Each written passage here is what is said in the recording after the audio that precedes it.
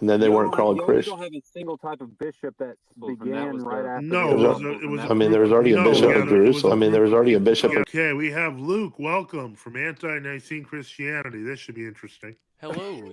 Hi. Thanks for having me. I've never Likewise. done anything like this before, but I've been reading the church fathers, the early church fathers, and a little bit of the Nicene and post-Nicene fathers for about 10 years now, and I just love them. I love the early church. I want to be part of that church, and the idea of being with the original church just seems like a no-brainer. Who wouldn't want to be part of that church? But the problem is, I guess I got a couple problems. One of them is, how is a person supposed to know with certainty that he's chosen the right, the right ancient church? Because a lot of them claim to be the original one, and a few of them have excommunicated each other. And in recent times, they're saying the excommunications are not such a big deal, but I'm just don't believe that. That's world orthodoxy. Yeah, so you guys would definitely not take that position. So how can somebody have confidence? And of course, I want to hear your answer, but it seems to me the answer is that we have to dig into history. What do you think? Yep. Oh, I agree. Yeah. So what would you say to somebody like me who's been reading the early church fathers for about 10 years now? I'm 28. And I actually grew up reading them. I'm not Protestant. I've never been part of any Protestant church. My dad used to... Where are you now? Well, I used to, when I was a kid, my dad would take us to churches, and he would say that they all have a lot of problems. And he'd tell us that even the Orthodox and Catholics have problems. Luke, where are you now? Oh, I'm in Texas right now. I'm not in any church. No, so you're not in any church. So you're not part of anything. Nope. But I would join a church in a heartbeat, though. I am not a rebellious person. I think it's easy to see, if you see a person that's taking a while to join something, you might think, they just don't want to join anything. I would in a second. I don't like being by myself. I have brothers and sisters who, they don't like being alone like this. Luke, I love your enthusiasm. I don't believe you for a second in what you're saying now, but I do love your enthusiasm. Now, what I will say is that it's not a simple process. It's not an easy process. But you've been reading the fathers for a few years. It's clear you have some questions, and most likely you have some objections. And I'm a real direct guy. You can ask Matthew here, who I've been screaming at for a while. He was screaming first. We fixed his mic. But the point is, you might have some objections, so lay them on the table, man. Well, the first ones, the biggest ones, would just be the biggest sins. It would be silly for me to talk about filioque or calendar or something like that. I think much bigger issues would be things that the early church used to excommunicate people over, and that, to my knowledge, they still excommunicate people over, such as going to war. Okay, that's a fair question. I mean, this is one of those. The problem of war is not something that has ever been really successfully solved. There is a question of just war doctrine, as St. Augustine pointed out. Most people, most church fathers have kind of followed some form of that, but there have always been the ascetic fathers who said that was generally an evil. The canons of the church, if you were a soldier and killed anyone, you can't be elevated to the priesthood. These things are still in force. You have to refrain from communion for a time as well. Right. I've noticed. Our Father Antonius is in Texas also, so I guess he wants to know where you are. So I'm in East Texas. I think the closest Orthodox church is in Louisiana, because I'm in way East Texas, right on the border. Oh, okay. Nacogdoches? No, Texarkana. Oh, wow. Now it's on the live stream, and the whole world knows now. Anyway, well, guys, no, this is okay. No one's watching, so it's okay. Well, we're in the same boat then, aren't we? We're in tiny little groups, but we see the whole world falling away. So, I mean, I would expect you guys to relate to my predicament more than most people, because you see most of the church as falling away. And well, the truth of the matter is, if we look at it from a historical standpoint, most of the world, and often most of what people think of as the church, has always been falling away. That was one thing I brought up with Matthew here, because we brought up that opposite position where he basically was wondering, like, if you're the minority, then what about the rest of the world? Well, the truth of the matter is, historically, the rest of the world has never been Christian. The overwhelming majority of the world population has always been bigger than the church by a substantial margin. Looking at you, Arianism. Yeah, and so the point is, that's why Christ says, "Fear not, little flock." We were never going to be a big flock. Yeah. And Memento Mori points out, isn't there a ROAC parish in Louisiana? There is. Father Mark Tim Play, who's been a guest on the show. So you might have some options closer to you than you realize. Being a small flock is not necessarily a bad If thing. they can answer my objections. Well, let's get That's into it. what we're here for. If you have a minute, I don't know when you guys are going to end the stream, but it doesn't I have to don't be. either. Well, what do you think about it, guys? Yeah, the canons, like Hippolytus's canons, say if anybody is, first of all, if somebody wants to be a catechumen, he can't be joined in the military. He says if he does, then he's despised God and he's to be rejected. He won't even be instructed, let alone baptized, if he wants to become be a soldier. And then he says if he's already taken military oath, he has to make a new oath that he's never going to kill anybody. And if he won't do it, then he's going to be rejected. And I just see so many church fathers for the first 300 years. Conscientious objection has never been doubted as the right way to go in the church. So that's something that we agree on. Obviously, in terms of the country's duty, just war comes into play. However, I wouldn't say there. Once again, the military at that in that period, especially in the first centuries of the church, had one purpose and one purpose only, and that was war. We don't have that always now. We use the military for all sorts of things, from natural disasters, etc. And I'm not trying to make excuses. You have to remember the context of when they kind of came about. I'm just talking about the killing, though. Right, but with the killing, we still agree with that. The killing is wrong, and that's why you're prohibited from becoming a priest after you kill someone. Well, there's different levels of killing back then. Like in the Roman era, they were actively crucifying people, not just Christ himself, but any political opponent.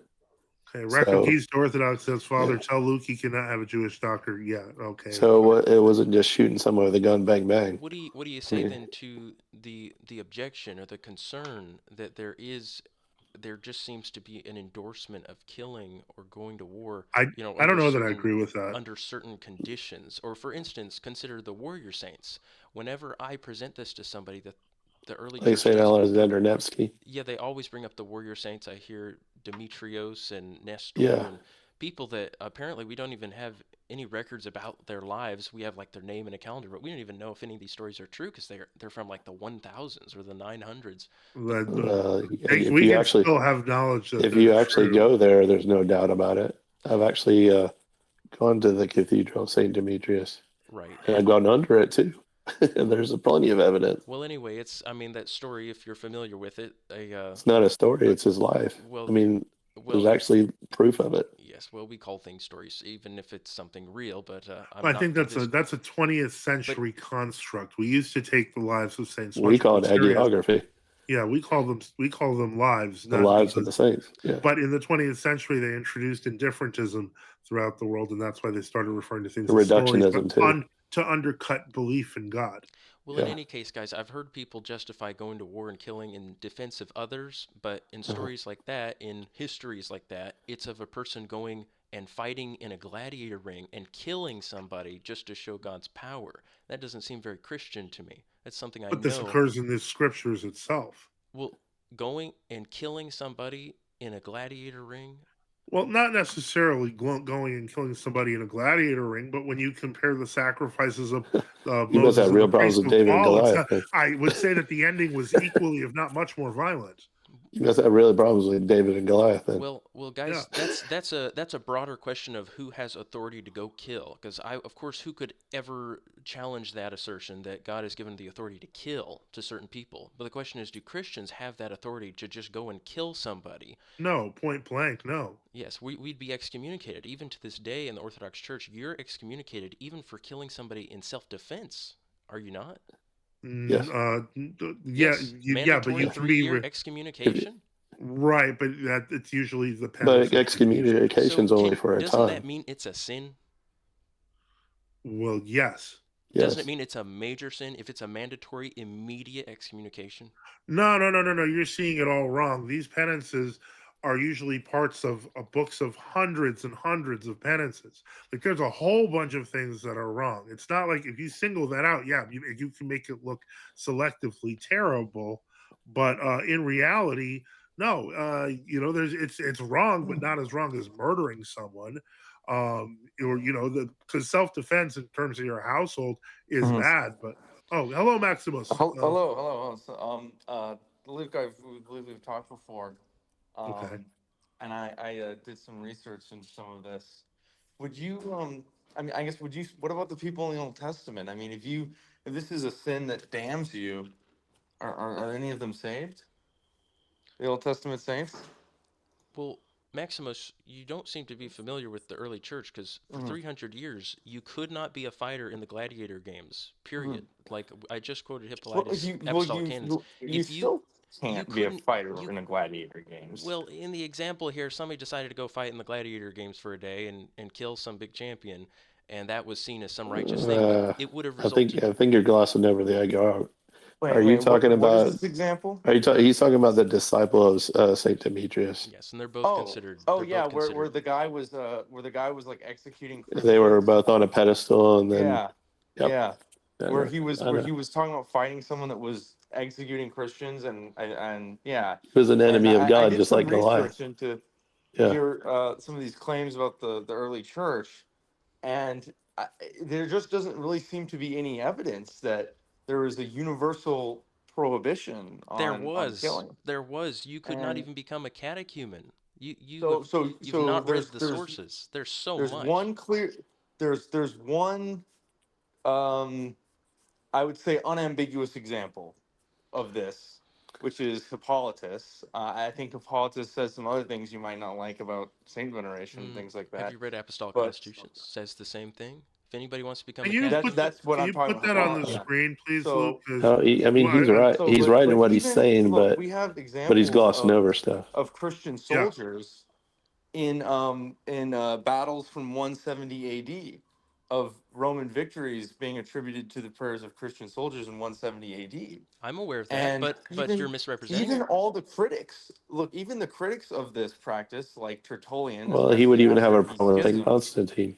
all of Wait a these s- people talk Maximus. about this being a practice. That's not true. You've completely So misrepresented why? that. No, the so- soldiers never killed anybody in the army. It's not true. Do you know that you're so lying? in Tertullian on Yeah. the military crown, why is he talking about? And again, this is after he became a schismatic, but why is he talking about the arguments people give for why being a soldier is okay? Like, for example, it's actually a good argument, which is that Christ never told the centurion to stop being a soldier.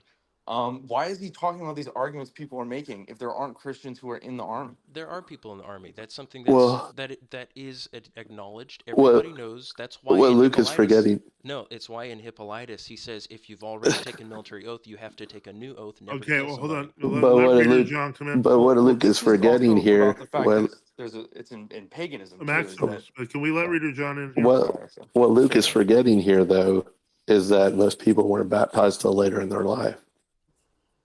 Military service was earlier in their life. Right. If you make an oath, then you're stuck in the army, guys. It was kind of like being a servant. You couldn't just. It's kind of like today. If you're in the military, you can't just leave. There were major consequences. So if you were baptized later in life, What after your military service, which is usually what happened historically, which you said you're a student of history, right? I don't understand your point. What's your question? So if you're baptized, everything before your baptism is gone, right? Right. But not any killing you do after your baptism. You have to stop killing. That's the point. You're talking about people still killing after they're baptized and they're being called Christians. And Maximus, for the record, can I say something? For the record, guys, Maximus just said Tertullian gives an account or something. Are you referring to the Marcus Aurelius, where the Christians in the army of Marcus Aurelius defeat their enemies? Are you referring to that? What are you referring to when you say Christians in the army? I read about it. I Yeah, don't have it but in front of me, defense but it of was the a battle state, Maximus, in defense of, 170 AD. It was a battle in 170 AD where the Roman army was I'm familiar. dying of thirst. Yes, I'm familiar. And- It's famous. They did not kill anybody. On the contrary, Maximus, it is the complete opposite of what you're saying. Marcus Aurelius was upset when he found out he had Christians in his army and that they would not use their weapons to kill the enemy, and he blamed them for the fact that they were losing this battle. And the Christians said, "Let us pray for you, and God will deliver you." So the Christians prayed, and it says a thunderstorm happened on the other side, and God struck their enemies. And no, the Christians did not use their weapons. All right. So Wait, hold on, Max. So he's Get a second here, guys. go ahead. All right. There are a couple of indisputable points that we have to deal with here. One, we do understand that the church fathers were against killing. That's not not in dispute. Two, there were always Christians in the military. I assume that's also not in dispute. Three, there were debates on whether there was violence allowed among Christians in the military. Yeah. This It's is not all clean. not. This is all undisputed. So we're going into the first 3 centuries where we're dealing with the question of how Christians should react in war, existing Christians that were in the military from the very beginning, all the way to where we get to the post-Nicene period. Well, what Luke is taking out of context here is how the bishops applied it, and not everyone agreed on the application of the canons, right? Right, and that's another important point that I think Yeah. one you have to consider, Luke. Those canons were, used as a guide by bishops. They always have been, and so they could modify and mitigate them as they felt necessary based on circumstances, which they can still do today. And you can see letters between the bishops about discussing different issues, because it's not like they had email or like pick up a cell phone and No, they talk had to each other. letters, but they were pretty fast and they worked. Yeah, so they had to discuss these issues, because not every bishop handled every situation the same. Like some excommunications because of killing were longer than others by different bishops. I mean, you're trying to put a monolithic approach to a very nuanced situation. John, if you read these quotes, you would not be saying that. You would be taking a completely different position. You'd be saying, "Wow, these church fathers are wrong." Don't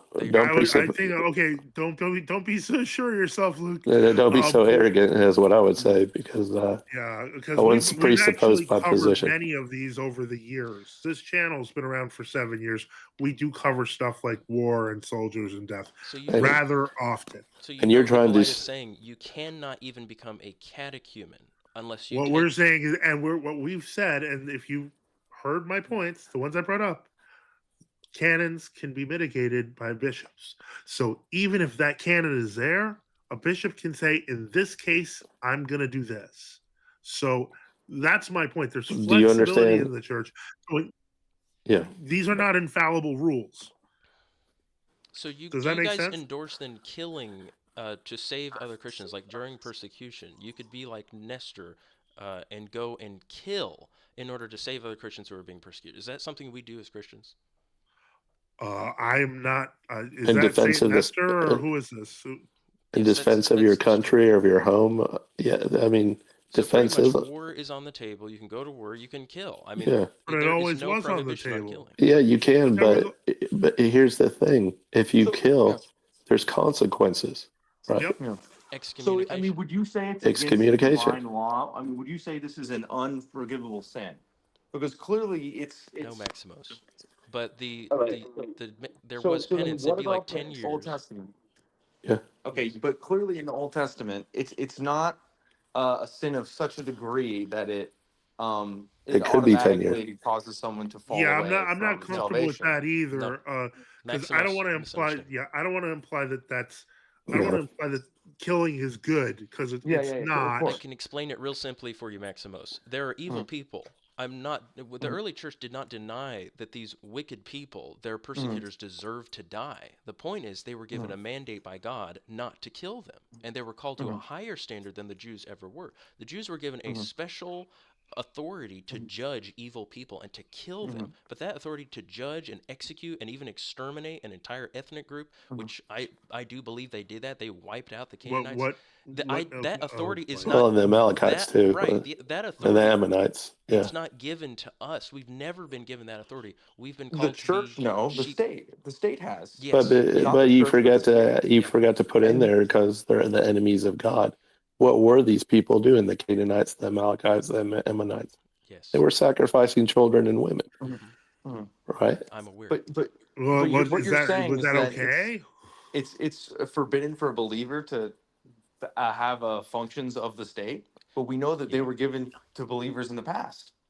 No, that's another thing that the early church talks about, and it's right there in Hippolytus's canons, right after he says you can't be a soldier. He says if anybody is a governor, a military governor, a commander over an army, anybody who wears the purple, a king, if he wants to be a catechumen, he has to give up all political office. And that's another thing that the early church Yeah, taught because that they were well the known for. political offices involved oaths.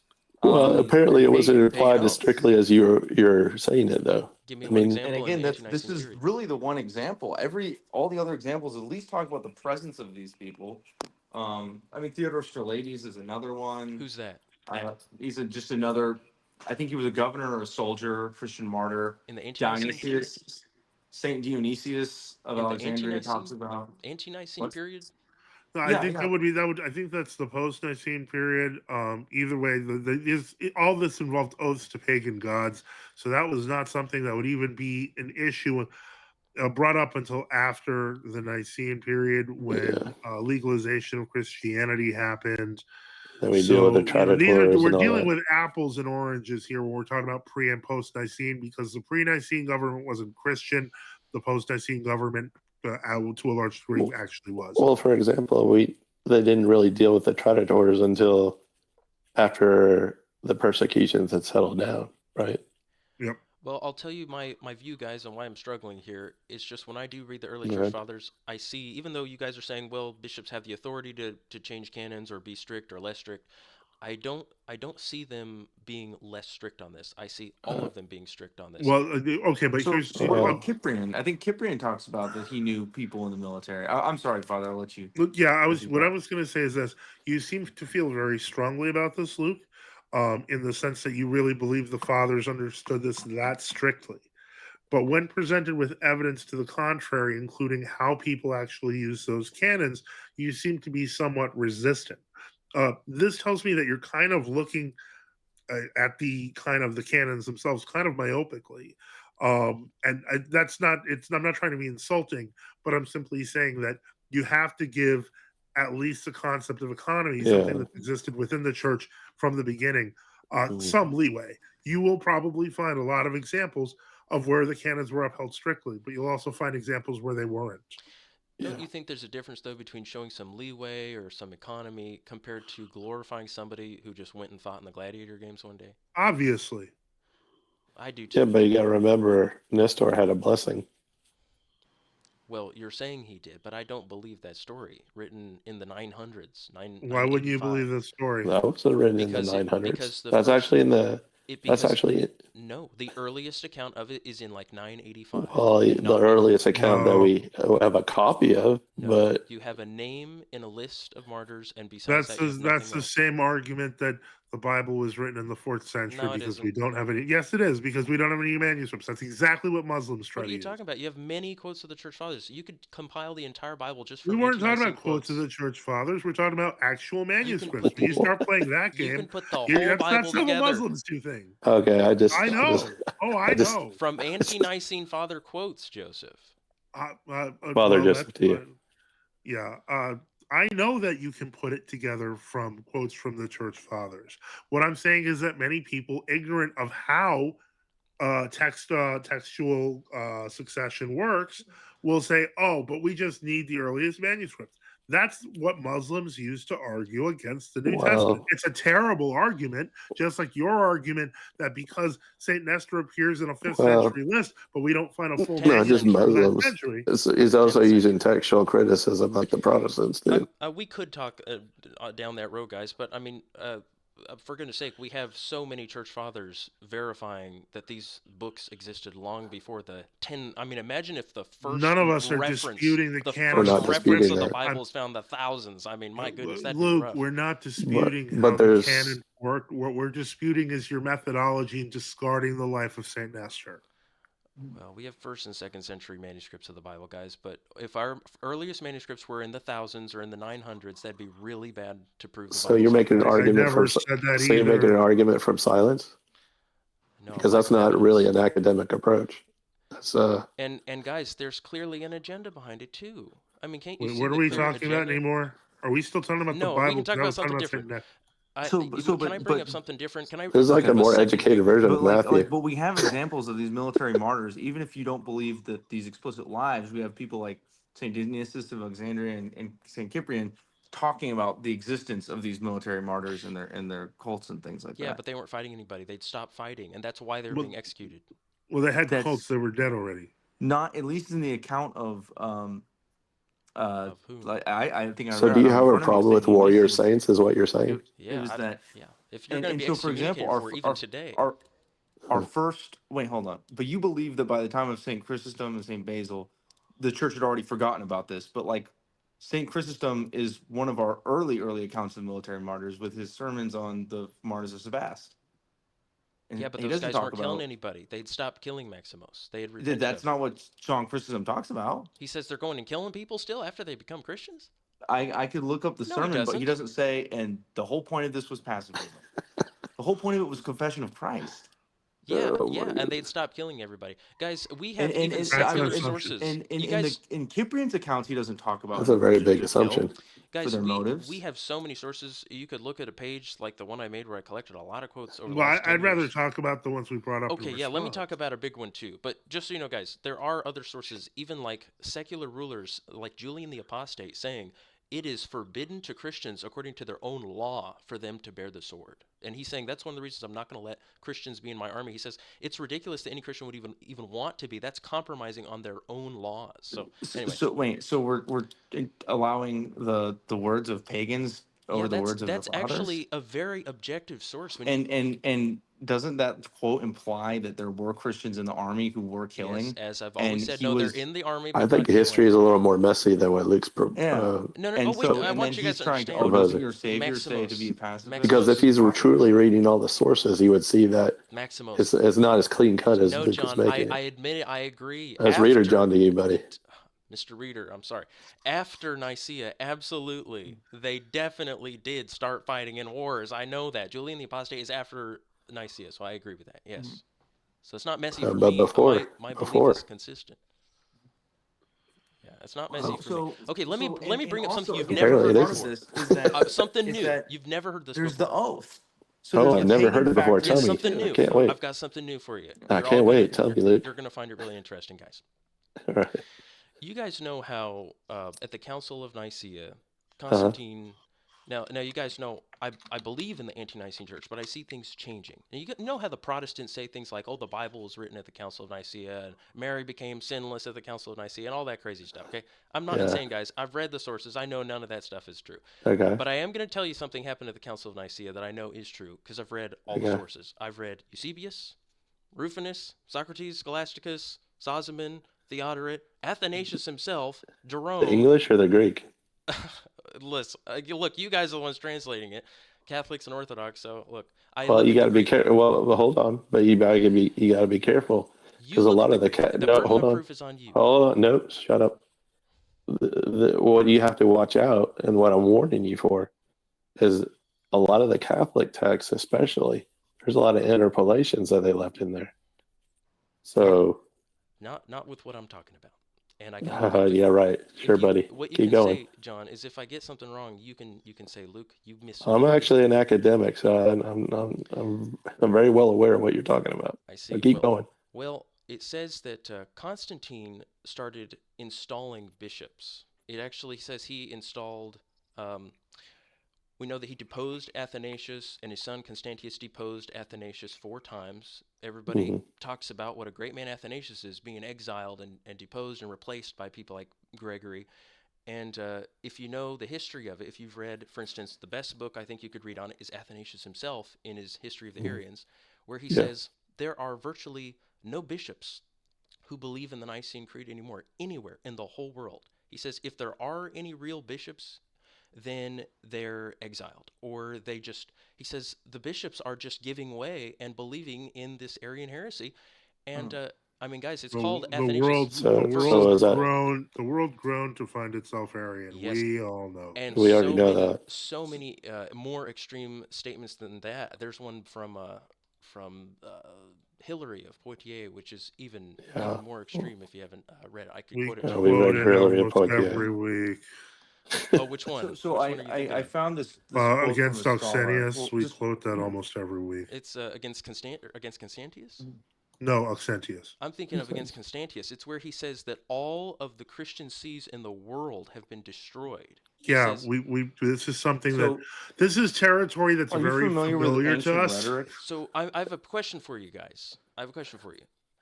Okay. Since we had about 41 or 42 years where there were multiple successions of bishops who were Arians, I'm curious, can apostolic succession continue through Arian bishops, a line of Arian bishops? No, but if No. they repent and go back to the true church, the succession remains. This is literally has history that True Orthodox cover over the past 100 years, let alone the previous Yeah. hundreds of Well, they years. have canons about it, And like it St. might have Basil's it canons might have about it. it might have felt like all the seas had fell into heresy, but that's not the actual facts Reality. on the ground. Like the 90% of the churches fell into Arianism, but there's still like a very small, I would say roughly 10% of the Christian population. So did those ordinations have to be redone? In some cases, yes. In some cases, no, depending on how the repentance was received, depending on when they were ordained and what they Where believed they when were ordained. received. Yeah, there's Yeah. mitigating factors. Yeah, on there's a those lot questions. of nuance there. Yeah, Yeah. St. Basil says he redid some and he didn't redo others. Same thing with the Seventh Council. Same thing with the And Fourth even Councils. Saint Basil was conflicted about how to receive certain Different groups, yeah. different groups and whether they were ordained or not, and so on and so forth. I see. Well, another problem I see with it is that when Athanasius is writing against this thing that's happened to the church where the emperor is involved in the ordinations and the depositions, he says, along with others, he says that an emperor has no authority to depose a bishop or to install a bishop. And he says that actually is what makes the ordination invalid in the first place. And I understand that Theodosius came along later and he was the nice emperor, but that was after Athanasius had died, and so many of these others, like Hosius, who was elected president of the Council of Nicaea, were saying that if the emperor is involved at all, since he is a secular authority, he is actually invalidating the ordination. So I'm just wondering, how is it that suddenly ordinations by the emperor became valid just because the emperor became a Christian? Come again? I missed your question. My question is, like, if you read apostolic canons, which is still considered binding in the Orthodox Church, I don't know if you guys consider the apostolic canons. They're in the rudder. Continue. Yes, like 30. Well, I don't know. I've never read the Rhetor, but I've read the original apostolic canons. But I'm like, amazed at how much you know about us and how much you don't. But go ahead. well, take for instance, he says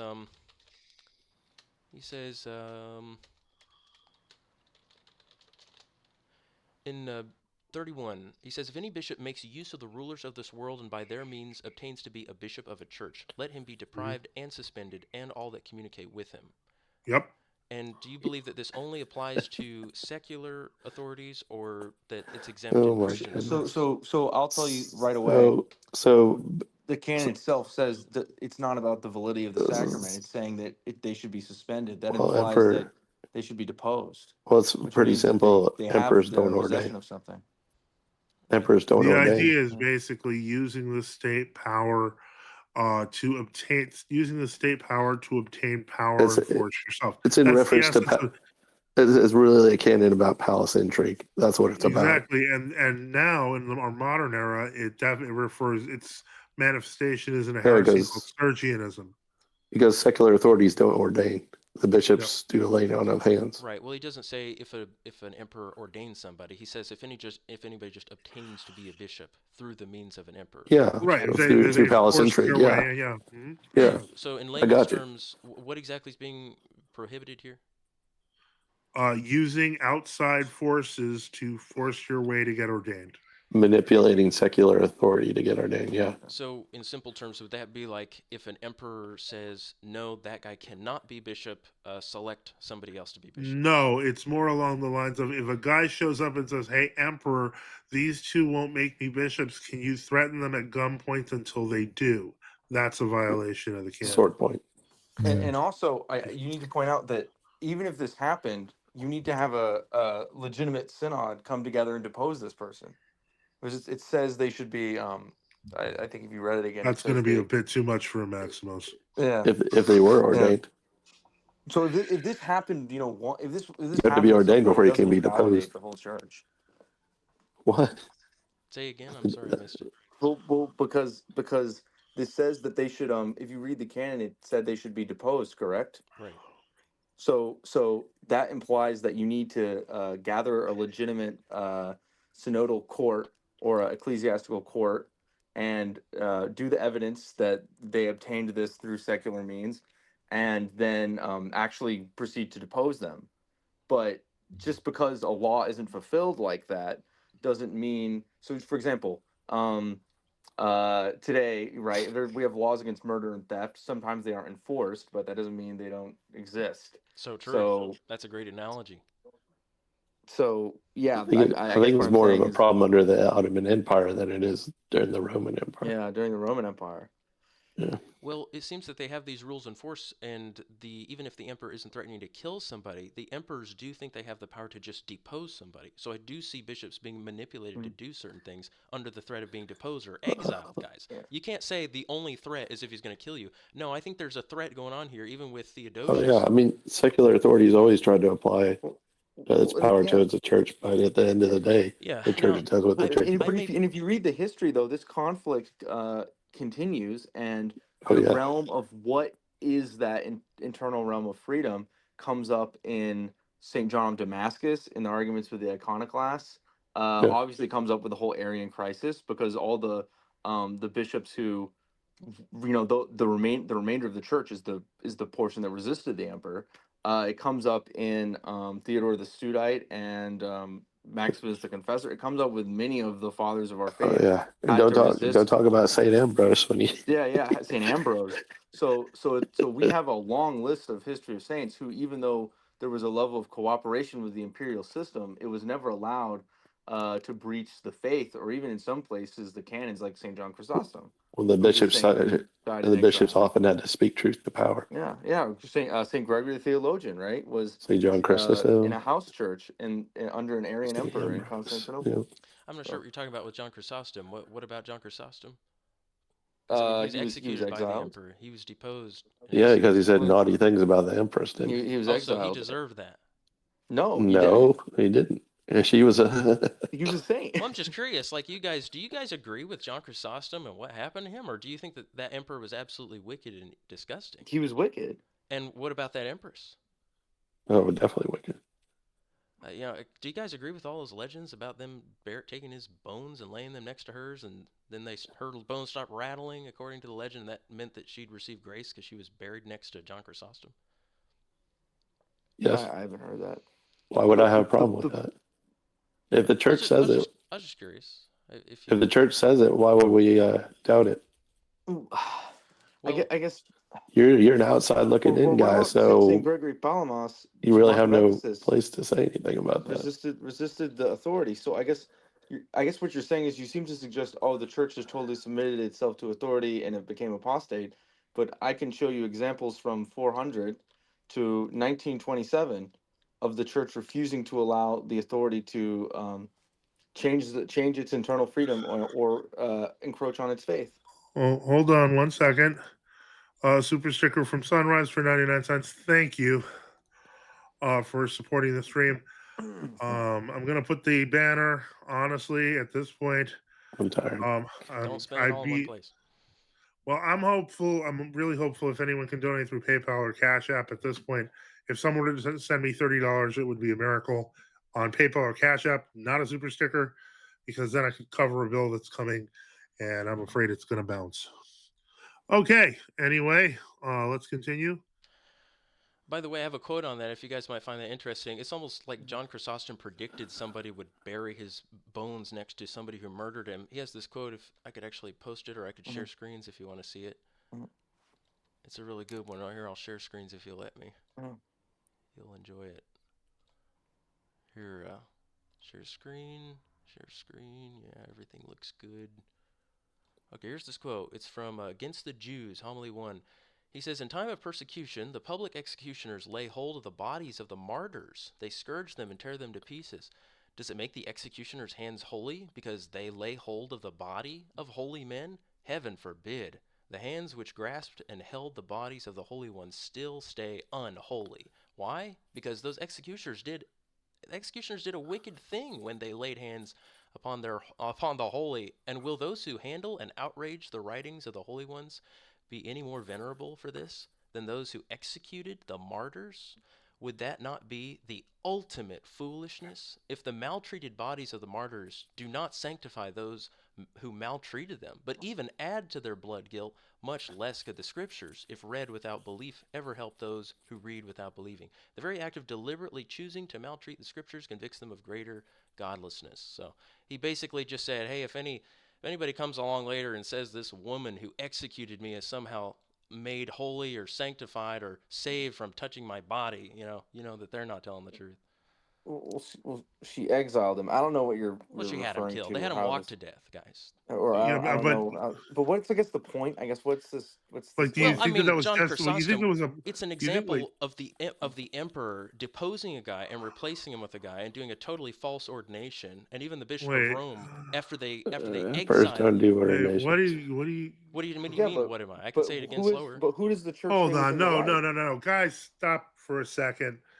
Look, I get how you're trying to interpret what Saint John Chrysostom said about the executioners of the martyrs as a prophecy about himself. Mm-hmm.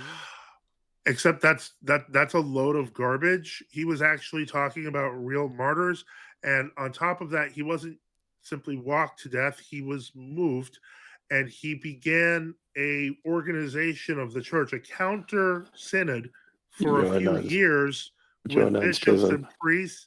Yeah. Like this Roman Catholic fantasy of him being walked to death and horribly dying before sending his letter off to the Pope. That's a fantasy, and that's not actually what happened to It's in St. John Palladius's Chrysostom. writing. Palladius knew John Okay, Chrysostom. He's a did you? contemporary. Okay, so did you not know about the schism of the Johnites, or because if you're just basing it on Palladius, there's a lot of data you're So missing. you're saying Palladius is lying? An I'm actual saying contemporary? Palladius is incomplete. A fellow but presbyter living with John I'm Chrysostom? once again But saying it was why? I guess, but incomplete. why is this relevant? Well, it's relevant because it's the emperor deposing somebody. He doesn't have the power to depose anybody. Guys, you really think a secular ruler can depose a who does the bishop? church say is the saint? John He's a, Chrysostom. Yeah, and then oh, he set up another bishop of Yeah, Constantinople. yeah. And John and the church Chrysostom approves of it. told, guys, John Chrysostom told the people, his own congregation, don't accept the ordination of that guy. And even And the they Bishop didn't. of Rome said, They did. don't accept That's what it. caused this. That's what caused the Because the schism. schism. Wait. So in the Orthodox, again, this has happened in the 20s. This happened throughout history. So, and the Orthodox resisted these things. So, I guess why are you? I'm pointing it out because Yeah. multiple bishops in each of these major patriarchates, like Constantinople, that you have a long list of false bishops, and you have these false bishops also doing ordinations during the time that they're a false bishop, such as Eusebius of Nicomedia, the bishop who strangled the actual real bishop, Paul. And he later on ordained many other bishops, and then those bishops who he falsely ordained, they ordained many other false bishops. And when I say this, I'm thinking of specific ones. You can go look at the list of bishops that they ordained. Heretics. And you're saying, but saying if though, a guys, bishop, this branch yeah. of false bishops, you're saying after their false ordinations, they were able to repent and become Christians and be real bishops, even though they're not real bishops. They're total heretics. They're excommunicated by an ecumenical council. There's a process of where you can be regularized, though. How's that work? Well, maybe you should come to the church and find out. How does that work? Like, if you have such a total muddied church, what is you the have such problem a muddy with church one, with so many false ordinations. You're assuming that these moral issues lead to false ordinations, which those would have to be, that involves an actual deposition by an actual synod, right? So that's Sounds like something a donutist to me. completely different. Yeah, You don't have to depose him if he wasn't a bishop in the first place, but Maximus. but the canon you cited about secular authority talks about deposition. It doesn't say it's not a valid ordination. Yeah, It but talks you're missing about deposition. it. You're missing it. In the example of Eusebius and all the bishops of Constantinople, and in the other patriarchates, Yeah, but it's not a deposition in a synodical sense. Yeah, you don't need a deposition, though, guys. It's a deposition of the state. Yeah. Okay, so you're saying which is putting him in exile. That's what you mean by deposition. May I ask you something? So can somebody who's excommunicated by the church and who is not only no longer recognized as a bishop, but not even a Christian, can that person validly lay hands on somebody else and ordain them to become a bishop? What was the condition that was the mitigator here? A I missed person it. who is excommunicated by the Ecumenical Council of Nicaea, who is not only no longer recognized as a bishop because he's excommunicated, but he's not even recognized as a Christian. Can he validly lay hands on somebody else, all these Arians, Okay, and let make them me. It would bishops? depend where they were Wait. Are they deposed. It would depend was if this is was yeah. he removed from the Council of Nicaea for being an Arian? No, I'm saying all the bishops during that time who became Arians and were excommunicated by the Council of Nicaea. You're telling me you So they need. were Arian bishops, right? Yes. Do you Okay, need to yeah, have a no, second council to excommunicate all of them, or why wasn't the no. Ecumenical Council of Nicaea necessary? It was sufficiently valid, and no, their lineage would be illegal. Wow. You're kidding. I know. You're admitting No. that? What? Why would that be a shock to you? Well, 41 or 42 years went by where you had Mm-hmm. just these Arian bishops ordaining others and making Uh another huh. succession, another succession, They another also had succession. councils too. They had Arian councils. Yeah, I know, it's even worse. But they Yeah. Yeah. had a lineage of fake bishops. And you're Yeah. saying that when those fake bishops, who were like 4 or 5 ordinations removed, you're saying Yeah. when they became Christians, Repented. you're saying that their ordination is like real all of a sudden, even though, and they can So start Well, laying yeah, hands on other yeah. people? So well, here, so they. there's two issues here. I would say there's two issues here, um, which is one. I think there was the question of, because this is semi-Arianism, and did they? There was debate about whether they were really with Arius or they would use this ambiguous language. There's a question of, like, at what point does their lineage just immediately go away? And I know there's priests in Greece that have written pretty extensively about this. I haven't read it, but I can try to send it to you.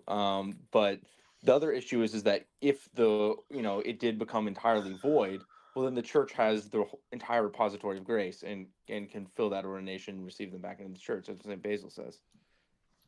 Yeah, the problem is the So vast majority of bishops you're talking about were Arian bishops who were excommunicated and who had oftentimes replaced legitimate bishops. yeah, so Legitimate then they bishops had come been kicked yeah, out.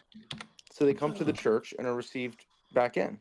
Do you Why is that impossible? do you believe, And Maximus, since I think I've belabored that point enough, I'd like to ask you a question. Does an emperor have the power, the authority from God, because he can't get it from man? Does an emperor like Constantius or Valens, who came after him, have the authority to depose a bishop and say, you, Athanasius, are no longer a bishop? No, He can I don't exile believe it. so. So no, the answer is no from you, What about I'm the other Because gonna. two? again, this is going to come back to, was Hold this on. just I if you gotta. I put gotta another bishop in interrupt his for see, if I can. I he's have to. not an invalid bishop just because he's on the same canonical territory. That doesn't make you invalid if you're a bishop on the canonical territory of another bishop. That's not That's what I was something that you have to asking. be Does an deposed emperor have the for. power to depose a bishop? I don't believe so. I'm not an expert Well, in it's a the yes law in or that area, no. but You better I know the would, answer to I that wouldn't. I question. don't believe so. I don't believe so. Yeah, well, it's an obvious answer. No, of course he doesn't. But Okay. what do you think, sir? I'm gonna. I want to interrupt for a second. For a shameless prophet update. Because this was asked Black Ortho Acolyte. First off, thank you for your generous donations. Father Joseph will give Send Go work for the bill you mentioned. I didn't realize the super chats weren't helping with that. They are helping till next month, but I'm glad that you asked that question because I have a surprise. I am updating because someone was kind enough to send us $30 via Give Send Go, but because I need to pay the bill tomorrow, I have the exact same problem because Give Send Go takes approximately 4 to 5 days to get to my bank account. So it will not help me now. If people want to help with Cash App or PayPal, just go to nftu.net, scroll to the bottom, and click on the links. But thank you for asking, and that answers that question. And thank you for the generosity to CA for donating $30 via Give Send Go. It's just not going to help right now. Matt's tacos are still paused, but I bet he fell asleep in his car. Ask Matthew if he's awake. LOL. No, he's still here. Look at that. He showed up. He's saying hi. Okay. I already met a cult of Aryan Hebrew roots Judaizers. It can't get any weirder. I've seen it all. Stop interrupting him. Saint Justinian was holy. He says, "Where did you meet them? They used to preach standing on plastic milk cartons on southeast corner of 8th Avenue and 42nd Street." Oh, I think I know those. If you're talking about New York, but anyway. Okay, let's continue on. Sorry about that. So the Arian bishops who were not real bishops and they were not even Christians, when they repented of Arianism, you're saying they didn't need a reordination, they just were real bishops. It depends. Sometimes that wasn't the case. They had to be reordained.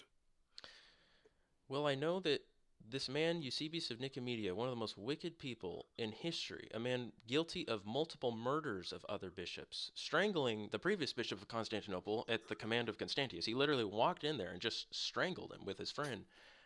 He did a lot of ordinations all over the empire, and the succession of bishops all over, even in Antioch, come from this man, Eusebius of Nicomedia, and his Okay, I hate successors. to interrupt your great point, but thank you to WF for donating on Cash App $30.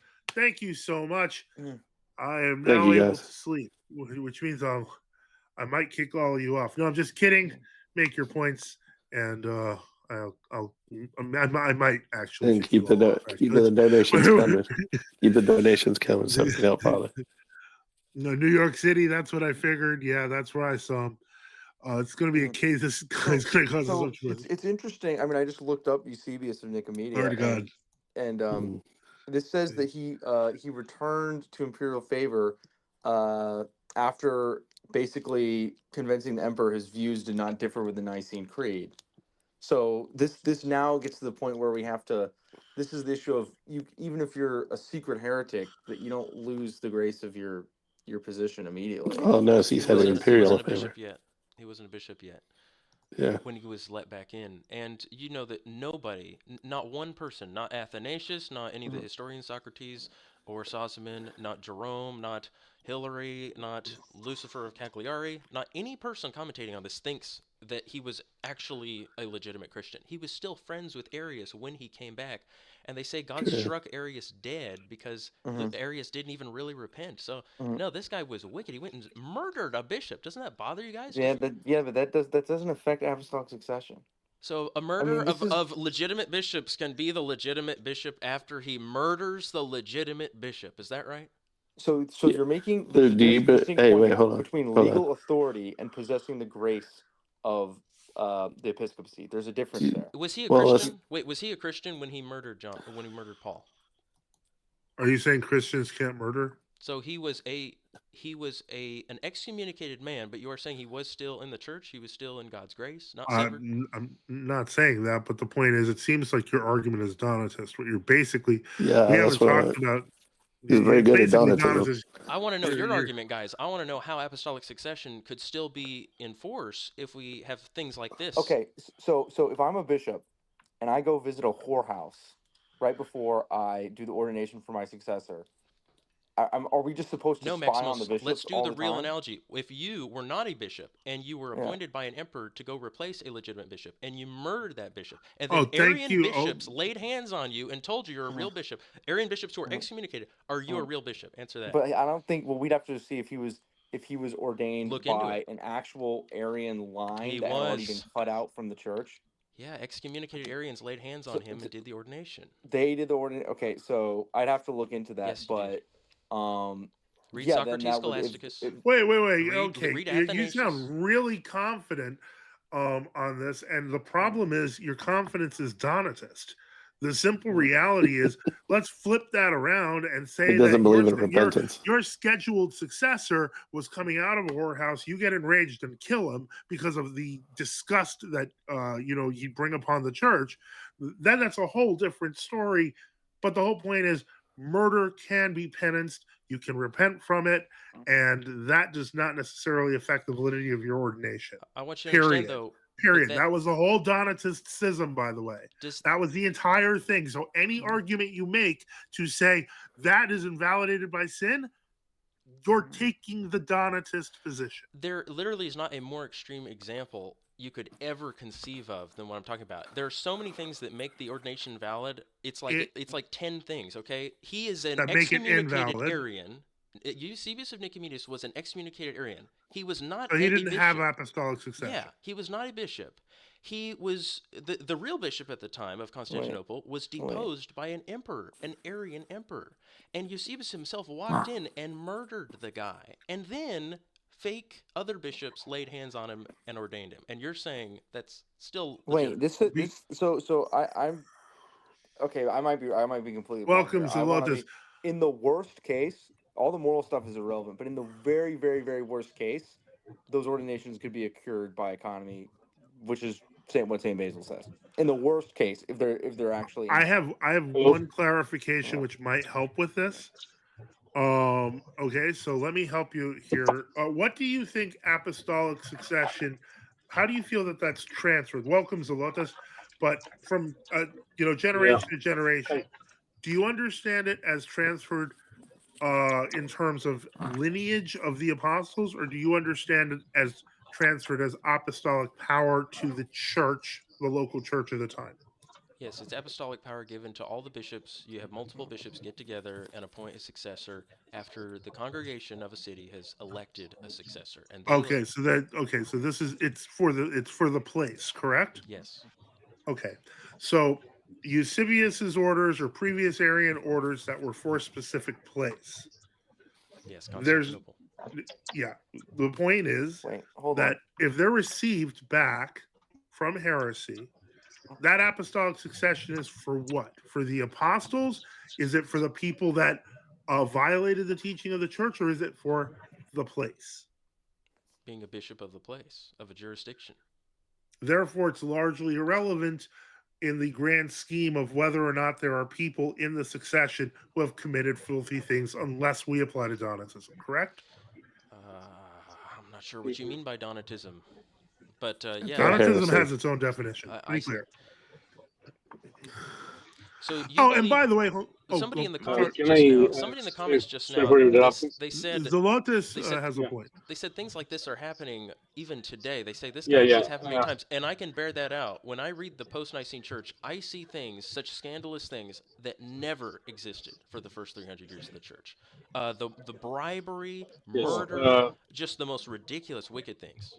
So this says I'm looking this up, and Okay. Eusebius signed the Council of Nicaea. So he was I maybe I don't think a layman would, so I'm assuming he was a bishop already by that No, time. he was excommunicated, and then later on, he and Arius conspired to get back in the church. They became friends with Constantine. But he signed the Council of Nicaea, He signed right? it, So yes, and then he pushed Arianism on the entire world because he did not actually Well, agree with the Nicene Creed. he also was able to exile three key opponents: Eustathius of Antioch, Athanasius of Alexandria, Marcellus of Caira. He's an Arian.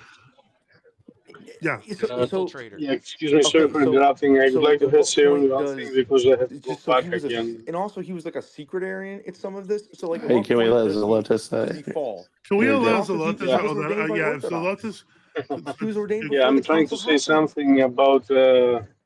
Yeah, Anyway, I'm sorry. sorry. I Yeah, apologize. thanks.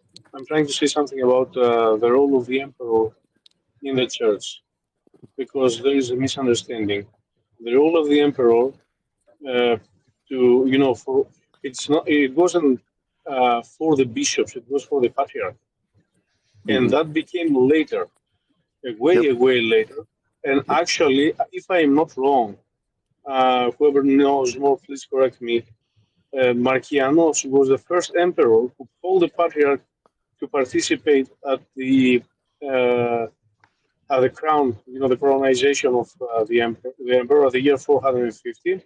Mhm. But the patriarch didn't perform the coronization. The first coronization was performed from Leon the First, 457, from the patriarch. So until then, the only thing that the emperor was doing was just to check the kind of, let's say, the criminal record of the bishop's background and stuff like that. Sorry for my English, I'm not the greatest yet. So uh, the only thing because people were uneducated. Unfortunately, people were so violent back then, and they had fights. The role of the emperor was to keep the state in peace. So that's why he should have a look, an eye on the bishops. Who is that guy? Is he, a peaceful guy, or was his background and that? This was something very important. And once we are talking about the 4th century, we are talking about bishops. We didn't have yet the patriarchates, and the patriarchates. Actually, the authorities, the Rome authority, and all those, they became at the Second Ecumenical Council with the 3rd canon, and then the patriarchs at the 4th Ecumenical Council with the 28th canon. So we cannot speak clearly for the 4th century. Unfortunately, the emperors were getting influenced by bishops. Constantius was influenced by Eusebius, who was an Arianist, and Eusebius was trying to convince Constantius that the Arianist dogma fits with the Nicaea symbol. The Nicaea symbol and the Nicaea Council. If you go to, I think Socrates was the historian who says that. I'm not sure about that anyway. So you have to go through those things. Actually, we should not judge the 4th century according to our century, according to what we know now. We have to go there. You know what I mean? So, and as about the consecration of the bishops and the patriarchs, the patriarch is not consecrating bishops. The patriarch is choosing bishops. The synod is consecrated bishops and the patriarchs. Sorry, and yes, and bishops also. So why is that? An example. This is out of the topic, but I want to show you that what I'm talking about. At the year 1204, when the Franks conquered Constantinople, the patriarch ran into Bulgaria, Veliko Tarnovo, and he died there. Who succeeded him? Nobody.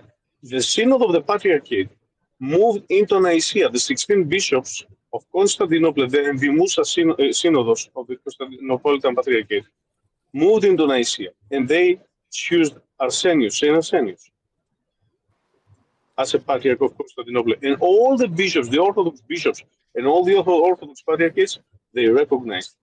So I think we should see that in this way. Thanks for having me. Unfortunately, I have to go back, and I'll keep listening to you. Thank you so much. Awesome. And by the way, did anyone manage to find Father Sava's letter to Elder Paisius in Greek, please? Because I didn't find it anywhere in Greek. I thought In someone Greek. sent In a Greek. link, and someone sent a Yeah, link. it's only in English, Father. Yeah, it's only in English, Father Joseph. There is no, so at least me, so far, I didn't find it in Greek anywhere. I was searching it for days. I didn't find it. And as I know, Elder Paisios was speaking only Greek and Cappadocian Turkish. He didn't speak English. You know what I mean? Yeah. Yeah. Yeah, I Thank you think so much. My repentance. No you problem. might want to Thank look you, at Luca. I think the website is called like Secret School. I know that guy has a pretty strong veneration for Elder Savas, so I could be there. I think, but I'm not sure. I know that's a Greek website. All right. Well, I hate to do this, but I also love to do this, and I'm going to put the banner back on the screen because of the fact that one person helped us massively. WF with $30 via PayPal. AC suddenly came out with $30 via PayPal. JB came out for $100 via PayPal. So I can pay this bill and go to sleep in peace. And we've gone for 5 hours and 7 minutes. So I'm sorry, people, but I don't think I want to continue. I think this is the longest stream we've had. Luke, you're always welcome back on, and Maximus as well. I assume you guys were carrying on this fight from someplace else. No, not me. No, I came from nowhere. Okay, Thank and you for having me Matthew. on. Yeah, no problem. So Lotus Reader John, all of the Orthodox contributors who eventually got exhausted and got tired. Good night, everyone. Thank you to all our listeners, to all our fans. Someone just said we need to do a 10-hour stream. If you buy me a bottle of scotch, I'll think about it. All right. Okay. So Anyway, have a good night, everyone. Through the prayers of Holy Fathers, Jesus Christ, our God, have mercy on us and save us.